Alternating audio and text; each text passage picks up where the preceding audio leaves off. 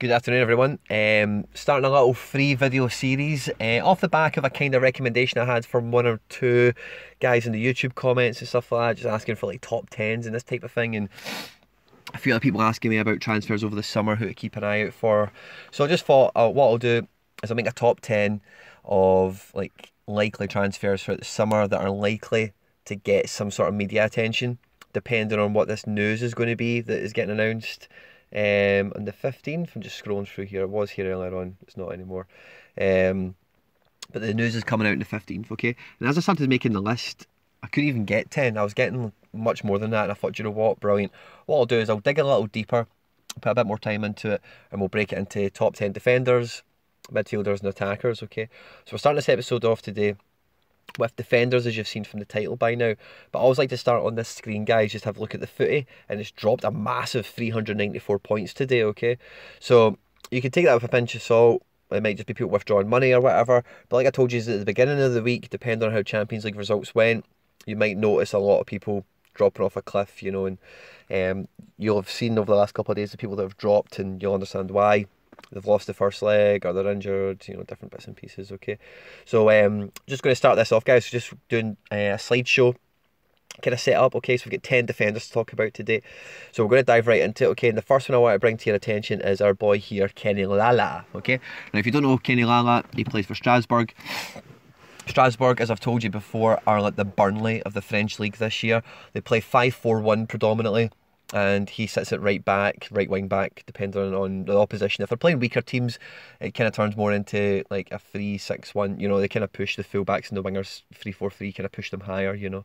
And you can see his price has been fairly steady over the last 6 months, but it's on an incline. It's gradually growing, okay? So we dig a little bit deeper, and we start looking on stuff for our boy Kenny. He has a gentleman's agreement with the chairman that if a big enough team comes in, they're not worried about money, they're happy for him at 27 to go on and further his career. They're quite happy to do that, okay? So even though they've got a good contract on him, they're not in a desperate position to sell. From that point of view, the chairman has come out and said, listen, I've got an agreement with the guy. If a good team comes in, we're not going to stand in his way, which is exactly what you want to hear if you're a buying team, okay? If we look at who's been linked with him, we're mainly looking at Newcastle. There's a Lazio link there, and right at the bottom you can see Real Betis, okay? So it's not going to be Barcelona, Real Madrid, Man United level of teams, but still an upgrade from Strasbourg, teams that are potentially looking to play in Europe next year. If he moves to the Premier League, of course, you can see a similar type of trend that we had with Almiron when he went to Newcastle, and if he hits the ground running, has a good couple of games to start with, the kind of rise that we had with Almiron in his first game or two when everyone was raving about him, again, you could expect to see that. He'd be a really good fit for Newcastle because the Rafa formation that they have is like a 5-4-1, isn't it? So he would slot straight into there, you would believe. And Newcastle have got a good track record of buying players from the French league, so they'll probably have a good bedding in process. They'll have a good structure at that club to take somebody from France and get them acclimatised nice and quickly. Okay, we look at his stats. They've only played in the league this year, so they've got the cup as well. I think they're in the semi-final or maybe the final. But 28 games at right wing back, 4 goals, 9 assists for a team like Strasbourg, or if you want to think of them as Burnley, you know, imagine Phil Bardsley scored 4 goals and get 9 assists in 28 games. That's how impressive it is, you know. But his stats are really good. Tackles per game is nice. Shots per game for a right back is really good, and he's actually rated as Strasbourg's best player, you know, out the whole team, if I'm right in saying. I forget what the overall page was, I've just screenshotted it here. The next guy we come on to is another right back, and his name is Denzel Dumfries, okay? Now, if you're not familiar with this guy, get familiar, right? His price over the last 6 months, he had a nice big pop up towards 40 pence, new money. And then over the last 3 months, I'll show you 3 months, he's got Aaron Moy territory. He's very solid, very stable, doesn't make big movements, doesn't shoot up and then drop away or drop down and pop up. Very consistent over the last 3 months, okay? If you look at him this season, what I'm showing you in this page here is he's in the Netherlands, the Dutch team, and he also played all the Champions League football for PSV. He's their starting right back, okay?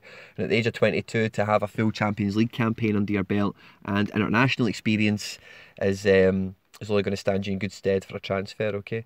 Now, this is where it gets really interesting, right? Sorry, I'll be the next page. But if you look at his, in the league, 7.4 rating at right back, which is tremendous. 29 appearances, 3 goals, 5 assists, and his stats there are better than Kenny Lala's in the attacking sense, and in the defending sense they're a little bit below. But the Dutch league is much more attacking than the French league for the smaller teams. So even when PSV play a minnow, they're more likely to be on the front foot and attack. Whereas with Lala being a smaller team in the French league, you know, it's going to be harder for him to show attacking stats. Okay, we then look at who he's been linked with. Okay, and there's very little. If you look at when these posts are, they're November, January, October, August. You know, and it's even August and stuff like that where it's PSV are linked to buy him. You know, he's been there for a season now. You know, so this is one that, and the reason I'm showing you this now is Holland have also got the Nations League to come. And he'll be starting choice right back for the looks of it, next to Van Dijk and De Ligt. And on left back, it'll probably be I'm not sure if he's a right back actually. The Dutch guy who plays for Lyon, Titi. I don't know if he's a right back actually or a left back. But as you've seen in the previous pages, Dumfries has been the first choice right back. It might be Van Aanholt, that's who it'll be, Van Aanholt at left back. So if Holland do well, and especially if this guy does well, even against like England, for example, and gets a lot of press, you'll quickly notice a flood of transfer links coming in.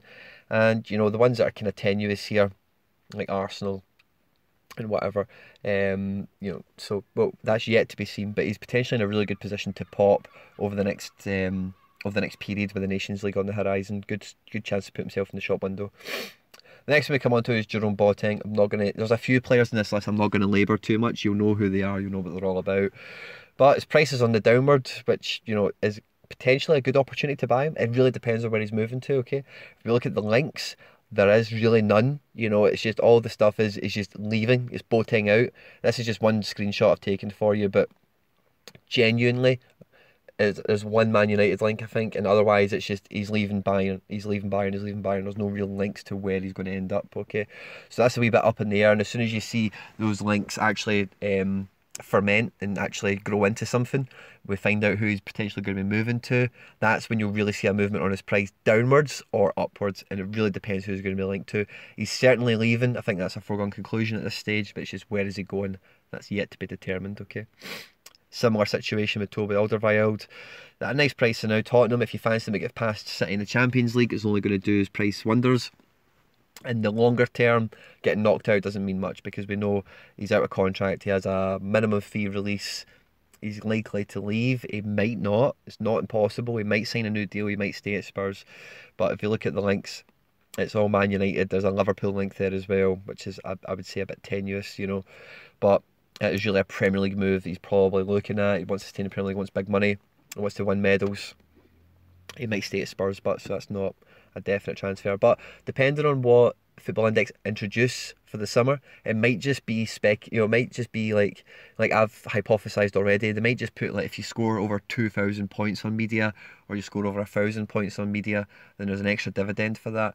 So even a transfer doesn't go through, but if there's a lot of speculation, a lot of paper talk around it, you know, you can still reap the same rewards in theory, depending on what they announce, of course. The next one is one of my boys. His name is Nicholas Stark, okay? Plays for Hertha Berlin, if you're not familiar. He's just broke into the Germany team. He's not been capped yet, okay? But his links are mainly to Bayern Munich. Doesn't really look as if he's going to be going anywhere else if you read and just pay attention to the papers, okay? But there is a lot of... As you'll see, I'll just skip ahead, right? And I'll kind of chat as I'm looking, okay? So, as you can see from his stats, nothing spectacular at all. And then you see why. Hertha Berlin are in a really poor run of form. They're sitting 11th in the table. And as you can see there, he's been brought into the Germany setup. He's not made a cap yet, okay? Now, with somebody like this, right, he's obviously been earmarked. He's been brought into the Germany squad ahead of guys like Hummels and Boateng and whatever that... Joachim Low has said, I'm moving on. We're moving the German team into the next generation. So Bayern are going to be front runners for somebody like that on the face of it. But really anyone could come in and sign this guy, really, you know. If you think about when Varane was at Lille, if you've been following football as long as I have, when Varane was at Lille, everyone was in for him, and it kind of came out of nowhere just in the summer. It's like, oh, Varane, this guy's really good. And out of nowhere, everyone was in for him, and he ends up at Real Madrid, and he was starting, and everyone was like, where does this kid came from? He came from Lille? Oh, you know, it was one of those ones. So anything could really happen with this guy, and the price he's at the now, 34 pence, is pretty attractive. Even if he went to Bayern Munich and he's going to be starting there, which he may or may not be, it could be a good price to have a good, strong central defender who's very pacey, he's very quick, and he's definitely somebody that a lot of people in Germany earmark as a player for the future. You know, there's no two ways about that. The next person we come to is also in the Bundesliga, and it's David Alaba. Okay, now this is somebody who I personally want to pick some up for the summer, because I think this could be a sneaky one that could really develop into something nice. Okay, so you know everything you need to know about Alaba in terms of who he is, what he's all about, what he brings to a team, whatever. You can see his price there is very up and down, very up and down. It's 77 pence today. It's certainly not a bad price to be picking him up at. You still get dividend potential between now and the end of the season. And, you know, depending on how the papers go, that could develop really quickly. Okay, so this is what I want to this is right. Okay, so you can see this is how the season's been panning out. Okay, but this is an article on Bundesliga.com or something like this, and it's how will Bayern line up now they've signed Hernandez. And this is what really got my wheels turning about Alaba. Okay, so you're going to see 3 setups that Bayern are potentially going to line up with now, having signed Pavard and Hernandez. Right, this is the first one, basic 4-4-2. Bundesliga.com don't think Hummels or Boateng are hanging about. So they see Bayern Munich maybe lining up like this as a back 4. They then see potentially this, because Hernandez does have pace. So if they want to play him centre and then play Pavard at right back, which puts Kimmich into midfield in essence, then Alaba still has a place in the team. And then the other option is if they go 3-5-2, and as you can see there is no Hummels is back in the picture and there's no Alaba. Okay, so out of 3 potential lineups that Bayern could go for, only one of them features Alaba, and I think that really tells you what you need to know, that Alba's not going to be first choice there. It's all really going to be about the new boys that are coming in, the next generation of players, and with that in mind, he's too good a player to basically stay for that. Okay, now what you need to know about David Alaba is he is actually the captain for Austria. Okay, and when he plays for Austria, predominantly he plays centre mid. When he was coming through the Bayern youth ranks, he was a centre mid. I don't know if it was Heynckes or if it was Guardiola, but somebody's put him into left back and he's really flourished. Okay, but the guy is actually a centre mid. Okay, and what I mean by that is growing up, he was always a centre mid, you know, sort of thing. So this is just Arsenal links now. Apparently he's an Arsenal fan, but again, anyone could come in for this guy. You know, it could be somebody like a Real Madrid, it could be a Man City, it could be a Man United, you know, or it could be Arsenal or Spurs. Or really, he could end up in a variety of different places, for a variety of reasons, depending on what position people want them to play. Is it left back? Is it centre mid? And the amount of money, Bayern don't really tend to send players, sell players for mega money. They'll get a good fee for this guy, don't get me wrong, but he's not going to be the sort of price that is going to price out clubs like Arsenal and whatever, so he could be quite an open market. And if there's a bit of a saga, as you can see there at goal.com, you know, Arsenal are getting linked with a few players, and you know, looks like Emery said they didn't have money. That might be a bit of a bluff. We'll see what happens with that. The next one is Koulibaly. Again, I don't need to tell you too much about this guy. You'll know all about him, I'm sure. His price has been on a constant upward surge. I think we all know this is probably his last season at Napoli, and the great thing about it is that as long as Napoli gets past Arsenal tonight in the Europa League, you still get great dividend potential for the rest of the season. Then you go into the summer and you're looking at the media side of things. Who's he been linked with? Man United and Real Madrid. It's pretty much all you're going to see, okay, in terms of who he's been linked with. And I see him moving to that type of club. You know, the reason I want to start with defenders primarily as well is because there is a great cry out for centre-backs now, especially the season Van Dijk's had. It's really shone a light on everyone else's centre-half position, and there's a lot of top clubs that will be looking to recruit top centre-halves, and they will be going for big transfers, and there'll be big fights for these players. No one's going to... Like, Van Dijk was basically always going to Liverpool. There was a little touch of Man City might have wanted him, but it was all Liverpool, and I don't see the big teams letting big defenders make transfers now without there being a fight for them, because they are quite rare at the moment. The next player is Varane, which is why Real Madrid are linked to Koulibaly. Okay, there is an article, I didn't manage to grab it, and I don't think any of the pictures, but it was Zidane, or it was a picture of Zidane anyway. I didn't open it up, but it was Real Madrid see Koulibaly as the Varane replacement. Varane has said he wants out. Okay, he's linked with Man United, he's linked with Liverpool. He could really go anywhere. He could end up at Man City. He could end up at, you know, Juventus, Paris. He could go anywhere, really. Varane, he's got his pick. He's, in my opinion, one of the best centre-backs in the world. Top 3, 100% as it stands right now. And he won't be short of options. If he ends up at the Premier League, then you can see his price absolutely pop, you know. The next one we've got is Ben Chilwell, and again, you know all about this guy, I'm pretty sure, okay, but 3 months his price has been nice and steady, nice increasing, and he's only still 114, okay. Now, the season he's had has been pretty good, you know, Leicester have had a rocky season. They're on a great upward surge now in terms of having Rodgers and the style of play they're changing to and whatever. But under Puel, you know, they weren't very attractive. Now, as you can see here, the reason I'm showing you these screenshots, as you can see, is pretty much became England's. You can see there against the USA in a friendly and against Croatia. And then here against the Czech Republic and then against Montenegro. He's in the squad, he's starting. He's played more minutes than any other left back in the last 4 games. And, you know, Leicester on a good run, and the better Leicester play, the better he's going to do, the more attention he gets. And if you have a look at who's been linked with him, Barcelona and Atletico joined the race from the Sun. The Sun, how credible are they? Who knows? But he's been certainly linked with Man City. Man United, I think, have been kind of they've got Luke Shaw and a few other bits and pieces, you know, but he's getting linked again. He's not going to be short of suitors, he's not going to be short of options. And again, with the Nations League, if he's starting left back for England, that could really open up to like an Atletico or a Barca coming in for him, and him being the next Englishman to go abroad is not impossible to imagine. And then the last one we come to is Aaron Wan-Bissaka. Okay, now as I looked at this video today, it was 181. Really close. I bought him, sold him. I was close to buying him again at 177, and he's at 181 now. The guy is just going up and up and up. And out of all these transfers, if I can say to you one that I could see being a real saga, something that's really drawn out throughout the summer, is this one here. Wan-Bissaka is the best rated player for Palace. If you look at his stats, for someone who's not scored a goal, to have such high stats over the full team, I think it's very impressive. You know, his tackles per game, last time we looked at Wan-Bissaka was 4 tackles per game. He's down at 3.83 now, but he still had an amazing season.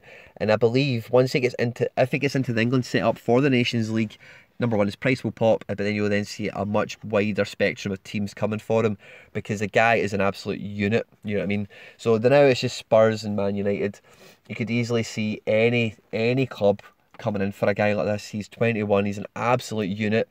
And Palace, as you can see right at the bottom there, Hodgson's playing hardball, and Palace are a hardball type of team. They're not going to just bow down at the first price that comes in for him. They will auction him off. They are no rush to sell him for any reason. Premier League status is all but secured. He's 21. They've got plenty of life out of him. He's not unhappy. He's not a crybaby like, oh, I want to leave or anything. I think he's quite appreciative that he's only had 1 season in the Premier League. And I probably am too far off the mark and might be right in saying he's probably a Palace fan. He's definitely come through the youth system, so he has an affinity to them. So Palace really hold all the cards in this situation, and that could be a proper saga. Okay, guys, and that concludes the video, guys. Top 10 defenders that could be making a transfer summer. Depending on the news from the index, some of these guys will appeal more than others. Some of them are a bit more of a gamble, some of them are low risk, some of them are high risk. It really depends how you look at it and what your end game's all about. But these are the top 10 defenders that I wanted to highlight to you for your thinking for the summer ahead, guys. Okay, I hope you enjoyed the video. If you're new around here, please subscribe, like, share, retweet, all that good stuff, guys. Stay out of trouble, and I'll catch you on the next video where we'll be looking at the midfield. Take care. Bye-bye.